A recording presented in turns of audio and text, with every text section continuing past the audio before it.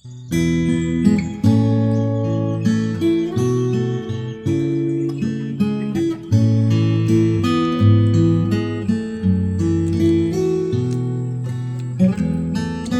kasaka.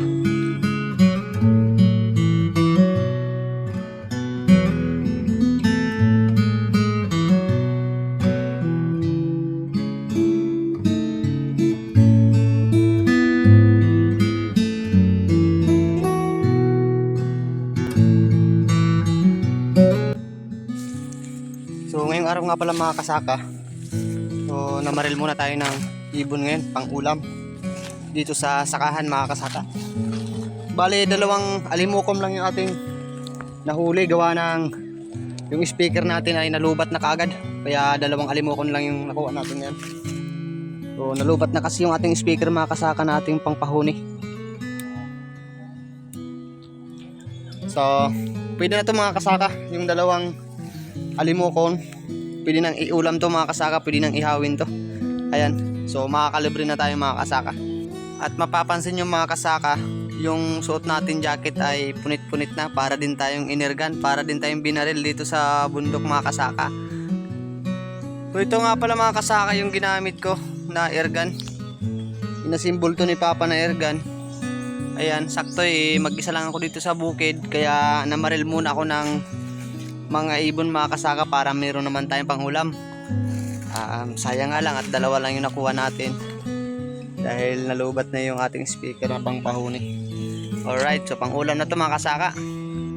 Kaya para maluto natin mga kasaka yung ating kuwang ibon ay nag-igib muna tayo ng tubig para ating iinumin at panghugas na rin sa ating mga pagluluto mga kasaka. At pagkatapos mga kasaka, tinanggalan naman kaagad natin ng balahibo yung ating nakuwang dalawang alimoko na ibon mga kasaka para ihawin natin sa baga. Marami sana tayong pangulam ngayon mga kasaka kung nakapagpa-full charge lang ako ng speaker na ating ginagamit sa pagpahuni. Pero kahit dalawang piraso lang ito mga kasaka ay pwedeng-pwede na to. At agad naman natin hinugasan mga kasaka para may salang natin sa baga. Tinusukan na rin natin mga kasaka ng kawayan yung ating ibon nating iihawin para pag binabaliktad natin na hindi mainit mga kasaka at maluto ng maayos. At syempre mga kasaka, agad naman tayong naggatong, nagpapoy na tayo ng ating iihawan. Hindi na rin natin patatagalin mga kasaka at isasalang na natin yung ating ibon na nakuha. Nang sa ganun ay makakain na tayo at makapag-almusal dahil gagawa pa kami ni Papa, mangunguha pa kami ng mga kawayan naming isasahig sa tapahan.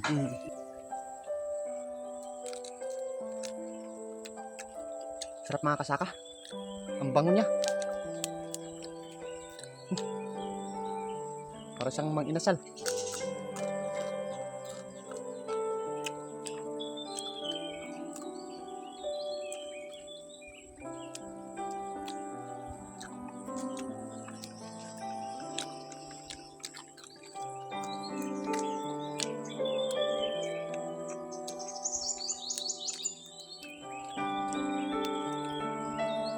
Taba.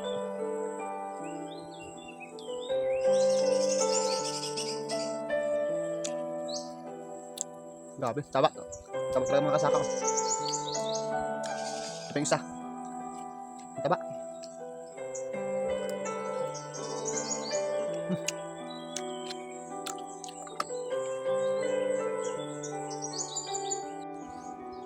At bago nga pala matapos yung ating vlog ngayon mga kasaka, so nais ko munang magpasalamat sa dalawang vlogger na sikat ngayon mga kasaka.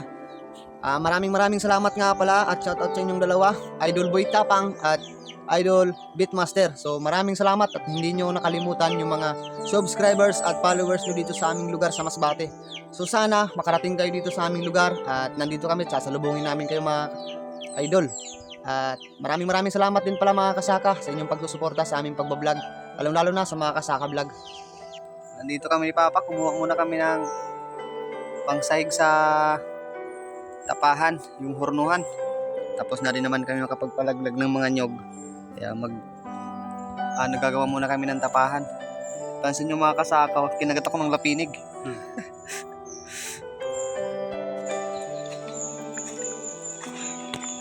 Ito yung pangsahig namin sa tapahan mga kasaka, kawayan. Ngayong oras na to, kakain muna kami kasi tanghali na. Tanghali na talaga mga kasaka.